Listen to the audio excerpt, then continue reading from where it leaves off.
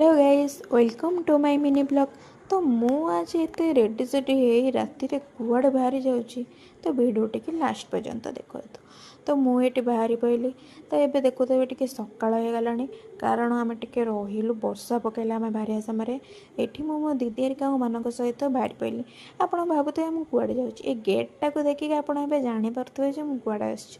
आमे आछू हेरी पुरी जगन्नाथ को दर्शन करबा पई सुनाबेस दिन तो आमे सेठी विजिट करी गलु कर सारा पर तापर आमे फास्ट लक्ष्मी नारायण को दर्शन कलु।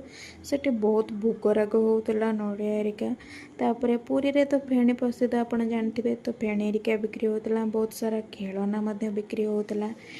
तो से सब देखिकी आम गलु जगन्नाथ को दर्शन करूँ जगह को आम दर्शन कलु। आपण मैंने भी देखिपे जगह को तो जगह को देखी सारापर आउ कौन कहे से देखला को बहुत खुशी लगिला। आठी आप भाभी जे मुझे मागिबी कि करी बट तांको देखी सारापर आउ किसी इच्छा हुए नहीं। तो बहुत खुशी लगिला सुनबस दिन आम जगह को दर्शन कलु। जगह दर्शन करी तापर आम सुभद्रा और बलभद्र दर्शन कलु। दर्शन करके हमको बहुत भल लगिला। तो वीडियोटी ये शेष होनी पार्ट 2टा आसुची। तो पार्ट 2टा देखी आप लाइक शेयर एंड कमेंट करेंगे। रोचे जय जगन्नाथ।